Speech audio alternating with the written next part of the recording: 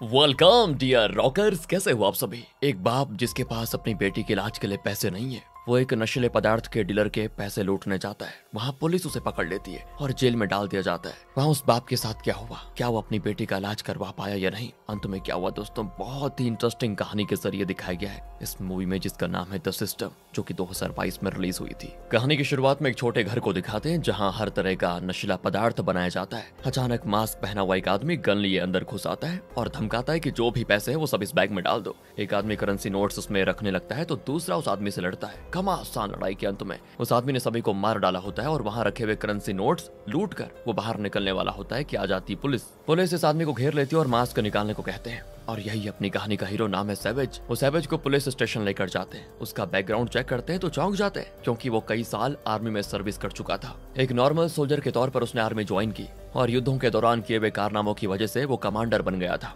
अपनी 14 साल की सर्विस में उसने लगभग 60 रेस्क्यू ऑपरेशंस और अटैक ऑपरेशंस करवाए थे और उसका हर ऑपरेशन सफल भी रहा था। प्रेसिडेंट के हाथों उसने 17 मेडल्स जीते और 8 बार वीरता पुरस्कार हासिल किया था। और भी कई सम्मान उसको मिले थे, जिनकी लिस्ट देखकर पुलिस वाले तो बौखला जाते हैं। पुलिस कमिश्नर उससे पूछता है कि तुमने देश के लिए इतना कुछ किया, कितने महान काम किए हैं तुमने एक नशीले पदार्थ के डीलर से पैसे लूटने की कोशिश की, मुझे विश्वास नहीं होता। यहाँ सैवेज का फ्लैशबैक दिखाया जाता है दोस्तों। सैवेज की एक बेटी है जिसका नाम है एंजल। उसे कोई हार्ट डिजीज है जो सिर्फ ऑपरेशन से ठीक हो सकता है। पर हाँ यार, उस ऑपरेशन के लिए उसको बहुत बड़ी रकम चाहिए। आर्मी में उसने चाहे कितने ही मेडल जीते हों, कितने ही सम्मान और पुरस्कार जीते हों, उनसे वो अपनी बेटी का इलाज थोड़ी करवा सकता है। उसके लिए तो पैसे चाहिए ना, और सैवेज के पास उतने पैसे नहीं होते। ये सोचकर सैवेज को बहुत गुस्सा आया और वो नशीले पदार्थ के डीलर जैसे बुरे लोगों से पैसे लूटकर अपनी बेटी का ऑपरेशन करवाना चाहता था। इसीलिए उसने काम किया था। अब कमिश्नर सैवेज को एक ऑफर देता है कि तुमने जो जुर्म किया उसके लिए तुम्हें कम से कम 5 साल जेल में काटना होगा, लेकिन अगर तुम मेरा एक काम करोगे तो मैं तुम्हारी सजा कम करवा सकता हूँ और तुम जल्दी अपनी बेटी के पास वापस जा पाओगे।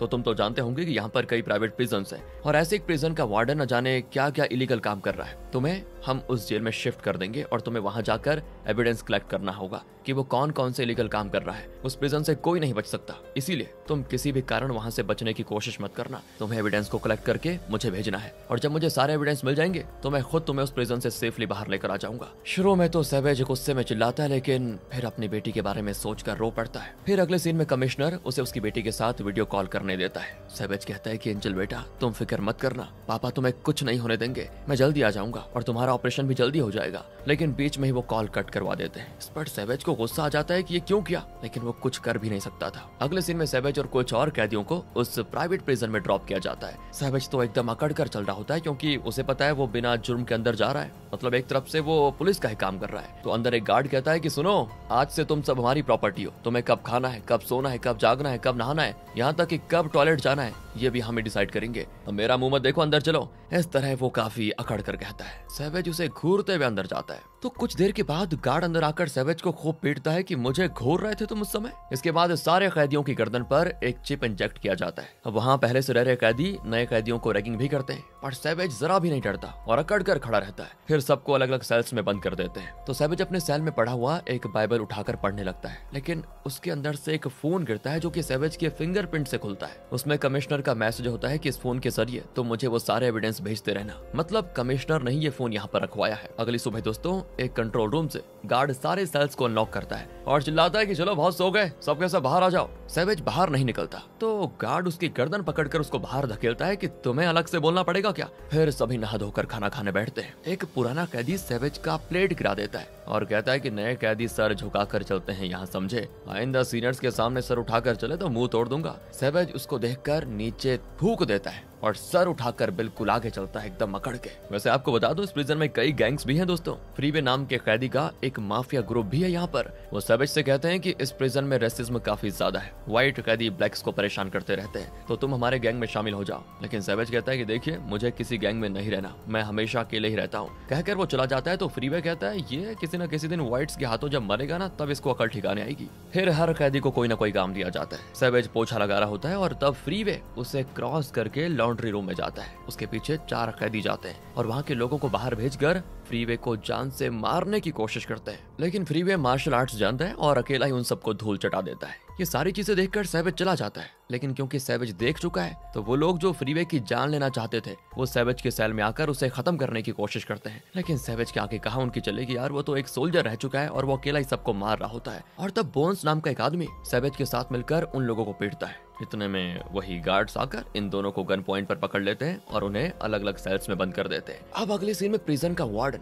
उस गैंग के एक आदमी को पकड़ लेता है जिसने सैवेज को मारने की कोशिश की थी। वो उसे करंट शॉक लगाकर कहता है कि सैवेज से माफी मांगो, और वो आदमी दर्द बर्दाश्त नहीं कर पाता और सैवेज से माफी मांग लेता है। फिर वार्डन सैवेज से कहता है कि मैंने तुम्हारे रिकॉर्ड्स चेक किए, आर्मी में तुमने बहुत ही बढ़िया काम किया है, लेकिन इस सरकार को देखो, तुम्हें को जेल में डाल दिया। बताओ, पर तुम फिक्र मत करो, तुम काफी अच्छा फाइट करते हो। असल में बाकी प्राइवेट प्रिजन्स की तरह यहाँ भी मैं कैदियों को आपस में लड़ाता हूँ और बैट मैच रखता हूँ, जिससे मेरी लाखों में कमाई होती है। तुम मेरी बात मानोगे तो मैं तुम्हारी सजा कम करवा सकता हूँ, क्या कहते हो? सैवेज समझ जाता है कि अच्छा तो यही है वो इलीगल काम जो ये वार्डन कर रहा है। सैवेज बैट मैच के लिए मान जाता है और तब वहाँ पर वार्डन की सेक्रेटरी नीना आती है और वो कहता है कि तुम सैवेज को स्पेशल सेल दे दो। फिर वो सैवेज के लिए ड्रेस वगैरह लेकर आती है और उसे स्पेशल सेल में लेकर जाती है। रास्ते में वो बताती है कि यहाँ आने से पहले मैं मरीन सर्विसेज में थी और उस वक्त तो मेरी टीम एक टेररिस्ट ग्रुप के हाथों फंस गई थी। तब तुम्हें याद होगा या नहीं, लेकिन तुमने और तुम्हारी टीम ने मिलकर हमें रेस्क्यू किया था। उस वक्त मैं तुम्हें थैंक तो नहीं कर पाई, लेकिन अब कहना चाहती हूँ हमारी जान बचाने के लिए शुक्रिया। सैवेज हर फिल्म हीरो की तरह कहता है कि मैं तो बस अपनी ड्यूटी कर रहा था। अब वो नए सेल में जाता है तो वहाँ बोन्स बैठा होता है, क्योंकि वही सैवेज को बैट मैच के लिए ट्रेन करने वाला है। वो कहता है कि तुम्हें मानसिक तौर पर मैच के लिए तैयार करने के लिए मुझे तुम्हारे बारे में और जानना होगा।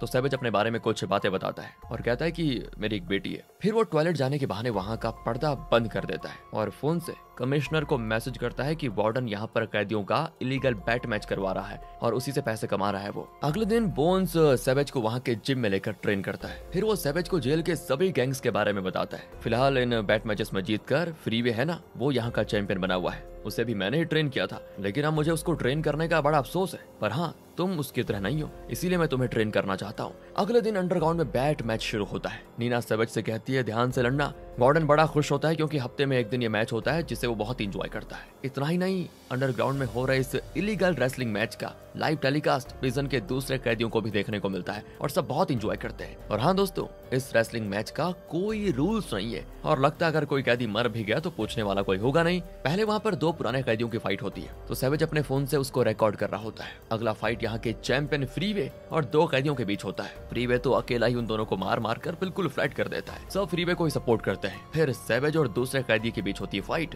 बोन सैवेज से कहता है कि वो तुम्हारे पैर पर अटैक करेगा, तुम सावधान रहना। अब शुरू में देखिए क्या होता है। सैवेज तो सिर्फ डिफेंड करता है, लेकिन उसका ओपोनेंट सैवेज को लॉक करके उसके मुंह पे धनाधन पीटता रहता है। इस तरह मार खाने में पहला राउंड तो निकल जाता है। बोन सैवेज से कहता है कि अगर तुम्हें अपनी बेटी को देखना है तो ठीक से फाइट करो, पहले बता रहा हूँ, वरना वो तुम्हें मार भी डाल सकता है। सेकंड राउंड में दोनों की घमासान लड़ाई होती है, लेकिन सैवेज आखिर में उसकी गर्दन पर मारकर उसे नॉकआउट कर देता है। वार्डन सैवेज की फिर करता है खूब तारीफ कि वाह यार, इसको कहते हैं असली फाइट। बोन्स भी बड़ा खुश होता है कि सैवेज ने सेकंड राउंड में ही अपने अपोनेंट को नॉकआउट कर दिया। That's very impressive. अब अगले सीन में फ्रीवे वार्डन से मिलता है और पूछता है कि बोन्स सैवेज को ट्रेन क्यों कर रहा है। और वार्डन अकड़ कर कहता है कि मुझे क्या पता, उसकी मर्जी, वो जिसको चाहे ट्रेन कर सकता है। असल में दोस्तों, वार्डन के इस रवैये की वजह यह है कि इस प्रिजन और दूसरे प्राइवेट प्रिजन के बीच भी बैट मैचेस होते हैं। इस तरह के एक मैच में फ्रीवे दूसरे प्रिजन के कैदी से हार गया था, जिसकी वजह से वार्डन को 10 लाख का लॉस हुआ। अब वार्डन कहता है कि मैंने किसी तरह तुम्हारे रीमैच का इंतजाम किया है, तुम यहाँ का मैच छोड़ो और इंटर प्रिजन मैच के लिए तैयारी करो। इस बार अगर तुम जीत गए तो जैसा मैंने तुम्हें प्रॉमिस किया था, तुम्हें जेल से आजाद करवा दूंगा, वरना तुम्हें जिंदगी भर प्रिजन में सड़ना पड़ेगा। अब फ्रीवे कहता है कि मैंने तुम्हारे लिए कितना कुछ किया और तुम मुझे को धमका रहे हो। वार्डन कहता है कि ये प्रिजन है समझे, लेकिन तुम क्या यहाँ पर कैदियों की लाइफ जी रहे हो? मुझे बताओ, तुम तो यहाँ पे भी अपना गैंग चला रहे हो, जब चाहो जहाँ आते जाते रहते हो। नाम के लिए कैदी हो, लेकिन कितनी आजादी है तुम्हें पता है? चुपचाप रीमैच में जीतने के लिए जो करना है करो, वरना दफा हो जाओ। दूसरी ओर सैवेज कमिश्नर को टेक्स्ट कर रहा होता है और तब एक गार्ड कहता है कि तुमसे मिलने कोई आया है। सैवेज भी जाता है तो वहाँ के लॉयर उससे मिलने आई होती है। वो कहती है तुम फिक्र मत करो, मैं तुम्हारा केस लड़कर तुम्हें आजाद करवाने आई हूँ। सैवेज कहता है वो तुमसे नहीं होगा और ना ही मुझे किसी लॉयर की जरूरत है, तुम चुपचाप निकल जाओ यहाँ से। अब सैवेज जाने वाला होता है कि वो लॉयर सैवेज को अपना कार्ड पकड़ा कर कहती है अगर तुम्हारा इरादा बदल जाए तो मुझे कांटेक्ट कर देना। फिर दोस्तों, फ्रीवे सैवेज को धमकाता है कि तुम्हारा अगला फाइट मेरे गैंग के आदमी से होगा जिसका नाम ली है। तो सैवेज बोन से पूछता है कि ये ली कौन है। बोन्स काफी बिल्डअप देता है कि तुमने अपने पहले ओपोनेंट को जिस तरह हराया, ली को हराना उतना आसान नहीं होगा। मेरी मानो तो अगर तुम उसके साथ फाइट करो तो तुम्हारा इरादा ये नहीं होना चाहिए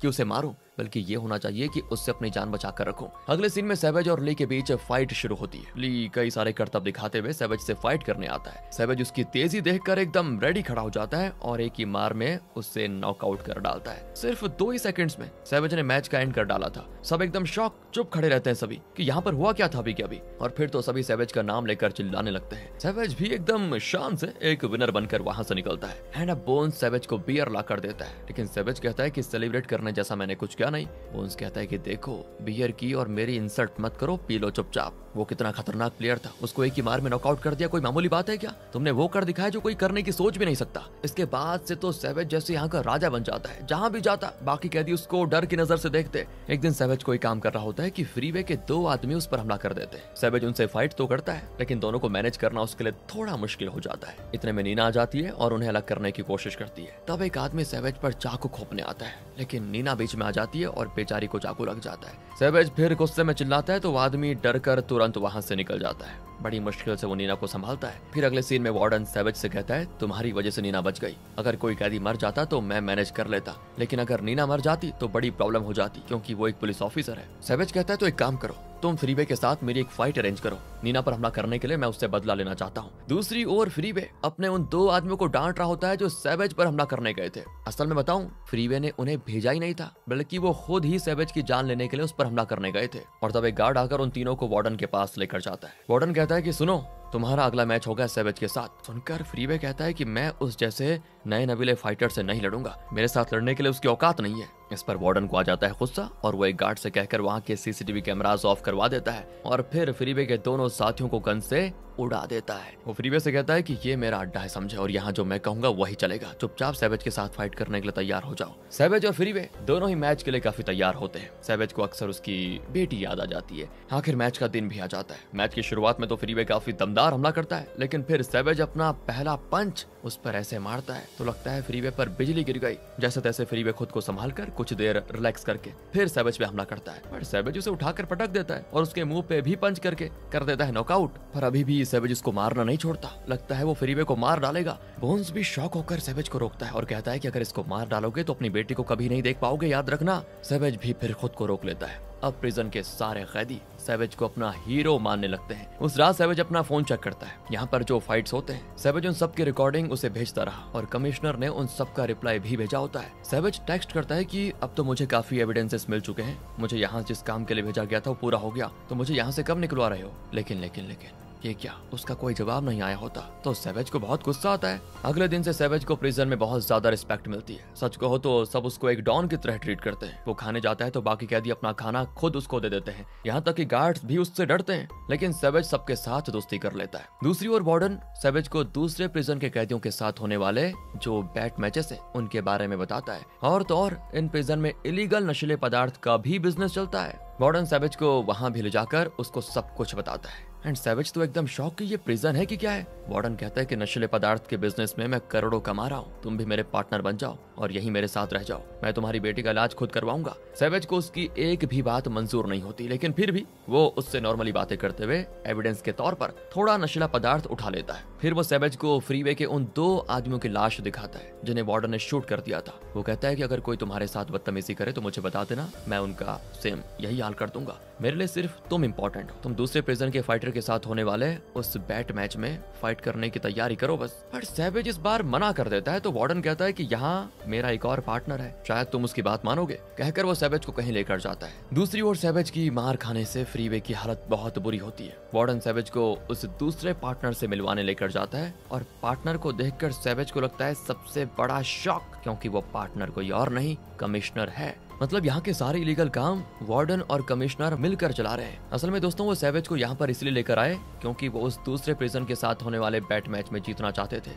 लेकिन फ्रीवे जो पहले मैच हार गया था तो इनको पता था कि इस रिमैच में भी वो हार जाएगा, इसलिए उन्हें किसी और काबिल फाइटर की जरूरत थी। एन वक्त पर सैवेज भी अरेस्ट हुआ और तब कमिश्नर और वार्डन ने सैवेज के रिकॉर्ड्स चेक किए और देखा तो वो तो बहुत ही काबिल फाइटर है, उसका मिलिट्री रिकॉर्ड भी बहुत स्ट्रांग है। और तब इन दोनों ने मिलकर ये गेम खेलने का प्लान बनाया और सैवेज को यहाँ पर लेकर आ गए। बेचारा सैवेज एकदम टूट जाता है कि उसके साथ इतना बड़ा धोखा किया इन लोगों ने। कमिश्नर कहता है कि देखो, उस मैच में हमने 1 मिलियन बैट किया है, अगर तुम जीत गए तो तुम्हें एक बड़ी रकम मिलेगी। पर सैवेज साफ इनकार कर देता है। पर फिर वो बोन्स को वहां लाकर उसे शॉक देते हैं और सैवेज को धमकाते हैं कि अगर तुम नहीं माने तो इसको मार डालेंगे। और फिर कोई रास्ता न पाकर सैवेज फाइट के लिए मान जाता है, क्योंकि वो नहीं चाहता कि उसकी वजह से बोन मरे। अगले सीन में बोन्स कहता है कि तुम मेरी खातिर वो फाइट मत करो, मुझे मरने दो। पर सैवेज कहता है मेरे पास एक आइडिया है दमदार, मैं जो भी कहूंगा वो बात तुम बाकी कैदियों में फैला दो। मैच वाले दिन हम कमिश्नर और वार्डन के इस बड़े इलीगल साम्राज्य को मिट्टी में मिला देंगे। बोन्स एक छोटे चिट में कोई मैसेज लेकर कुछ कैदियों को देता है और उसमें लिखी बात पूरे प्रिजन में फैल जाती है। फिर सैवेज उस लॉयर को कांटेक्ट करके उसे बुलाता है और उसे फोन का वो मेमोरी कार्ड देता है जिसमें यहाँ हो रहे इलीगल कामों का एविडेंस है। सैवेज उसे बताता है कि अगर तुम मेरी मदद करना चाहती हो